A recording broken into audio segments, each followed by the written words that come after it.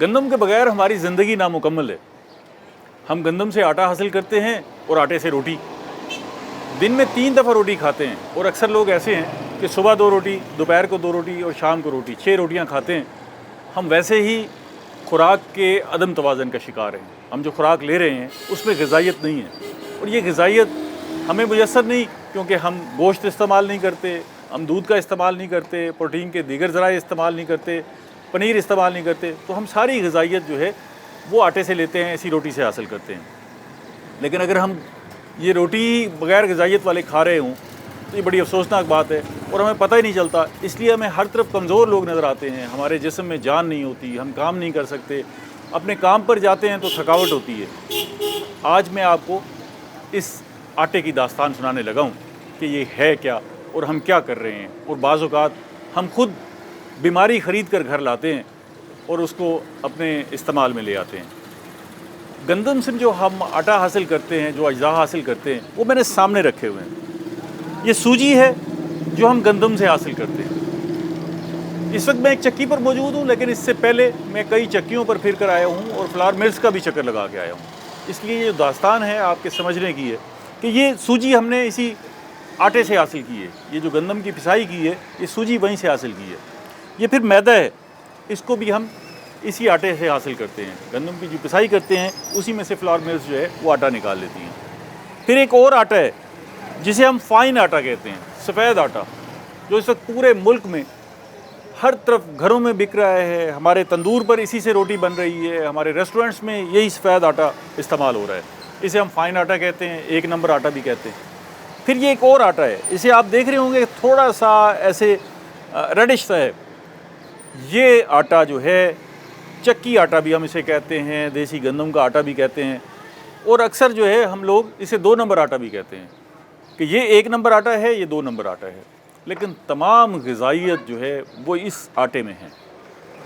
کیونکہ ہوتا کیا ہے، جب گندم جاتی ہے فلاور ملز میں تو وہ اس میں سے سوجی بھی نکالتے ہیں، اس میں سے میدا بھی نکالتے ہیں، اور پھر گندم میں سے چوکر نکالتے ہیں۔ چوکر کیا ہے؟ چوکر بنیادی طور پر فائبر ہے، اور عمومی طور پر یہ موجود ہوتی ہے گندم کے دانے کے جو اوپر والا حصہ ہوتا ہے، جو چھلکا ہوتا ہے، یہ چوکر ہوتی ہے۔ تو یہ چوکر نکال لیتے ہیں اور یہ فائن آٹا بنا کے آپ کو بھیج دیتے ہیں، تو اس میں سے غذائیت نکل جاتی ہے۔ اور اس آٹے کی جب روٹی پکتی ہے تو اگر وہ 5 منٹ پڑی رہے تو ربڑ بن جاتی ہے اور کھائی بھی نہیں جاتی، اور اس میں سے غذائیت نکل جاتی ہے، اور ہم اس آٹے کو لے کے آتے ہیں اور تندوروں پر بھی بک رہے ہیں۔ اب یہ جو چوکر ہے کدھر جاتی ہے؟ اس چوکر کو ہم جو ہمارے فلاور ملز کے لوگ ہیں وہ پھر بیچ دیتے ہیں، اور آگے جو جانوروں کا چارہ ہے اس میں یہ چوکر شامل ہو کے استعمال ہوتی ہے۔ تو ہم ایسے سمجھ لیں کہ اس کو خود ہی غذائیت سے عاری کر کے اس آٹے کو استعمال کرتے ہیں۔ بعض اوقات لوگ جو ہے وہ یہ آٹا لے کے جاتے ہیں، اس کو اچھی طرح چھانتے ہیں، چھانا لگا کے اس کے بعد جو آٹا بچتا ہے اس کو استعمال کرتے ہیں۔ ویسے تو کوشش کرنی چاہیے کہ یہ چوکر کے ساتھ استعمال کرنا چاہیے، لیکن اگر آپ چھانا لگاتے ہیں پھر بھی محفوظ ہے، اس لیے ہمیشہ یہ آٹا استعمال کریں۔ اب مسئلہ کیا ہے کہ تندور والے اس آٹے کو کیوں استعمال کر رہے ہیں، اور کیوں آپ کو بغیر غذائیت والا اور ربڑ نما آٹا کھلا رہے ہیں، یہ سمجھنے کی ضرورت ہے۔ میں نے سارے تندور والوں سے پوچھا ہے کہ وہ خود یہ آٹا کھاتے ہیں، تو وہ خود گھر میں یہ آٹا نہیں کھاتے بلکہ یہ آٹا استعمال کرتے ہیں۔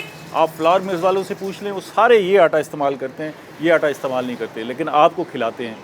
وجہ کیا ہے کہ اس آٹے کی روٹی جب پکتی ہے تو یہ اس آٹے کی روٹی کی نسبت آدھا ایندھن استعمال کرتی ہے۔ اس آٹے کی روٹی کو جتنی دیر میں پکایا جاتا ہے اس سے ڈبل وقت اور ڈبل ایندھن میں اس آٹے کی روٹی پکتی ہے، کیونکہ اس میں غذائیت ہے، اس میں چوکر ہے، اس میں پروٹین ہے، اس میں وٹامنز ہیں، تو یہ سارا کچھ جو ہے، گلوٹن ہے، یہ سارا کچھ مل کے وہ اس کو پکانے میں دیر لگاتا ہے۔